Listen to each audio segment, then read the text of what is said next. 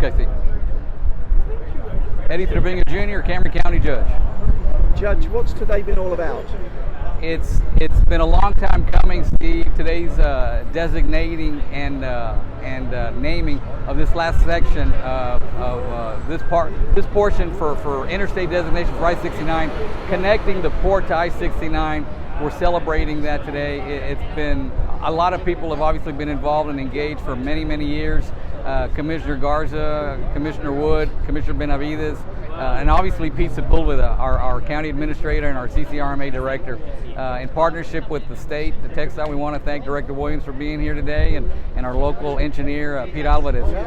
These projects, what they mean is literally immeasurable. Connectivity, making sure that we have the same access to the markets and that the markets have access to us is critical. So the port, this is going to be a huge, huge asset and a benefit to the port, but also to our county, to Brownsville, to the county, and to the valley as a whole. We need to make sure that these segments that are still not quite there, that need interstate designation, that we get it done both inside the valley and even outside the valley. We had members from the I-69 Alliance. They've been pushing hard for many, many years. Thanks to their perseverance and their persistence, you know, we benefit from that. So we're excited. This is great for Cameron County. And I understand it could have happened a few years ago, but for COVID, we could have had this event. We think so. We think so. We were getting there, and now we just got one section left here to do on the toll road, and we think that we'll get that done in short order. You've been elected official for many, many years. Can you identify some investment opportunities for our region that were lost because we did not have an interstate? We were isolated from the rest of the country. It's literally immeasurable and impossible to calculate the billions upon hundreds of billions of economic loss that we've suffered because we've not had an interstate designation here in the valley and in particular here in Cameron County. You know, you're at a disadvantage when you're not able to have the same logistical transport and investment that other areas have been taking advantage of for decades. I saw that in the early 90s they said that the interstate system was completed. Well, here we are 30 years later, and they forgot we are the largest urban area without complete interstate designation. So we've been at a disadvantage, but in spite of that disadvantage, we continue to plow forward and move forward and advocate and do everything we can to promote our region and promote our economic development.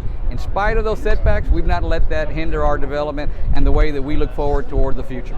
Yeah, and so the big corporations that are based elsewhere would look on a map, they would say we can't get there. We're not connected. Yeah, we're not connected. They're not part of the system. Yeah. We'll go somewhere else. Yeah, and that's why it's literally immeasurable. So this is going to help us put us back on a fair footing with them and give us at least a competitive possibility to compete with the other areas that perhaps in the past had the advantage of having access to an interstate, whereas we didn't. And now, obviously, we'll be able to say that we do. I understand from Commissioner Garza that we're only about 47 miles of construction to go on 77 before that's a complete interstate all the way to 37. Right. Have you been told by TxDOT the time frame, how long it will take for those 47 miles to be done? No, Commissioner Garza would probably be in a better position to answer the specifics on that, but we know that it's in short order. So we think we're going to get there much sooner than well, not as soon as we'd like, but much sooner than it has been in the past. County Judge, is there anything else you'd like to say? We just want to congratulate everybody that had a part in this process over many, many years.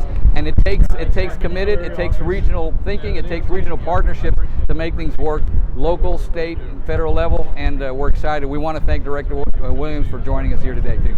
Thank you, Eddie, so much for today's interview. Thank you, Steve.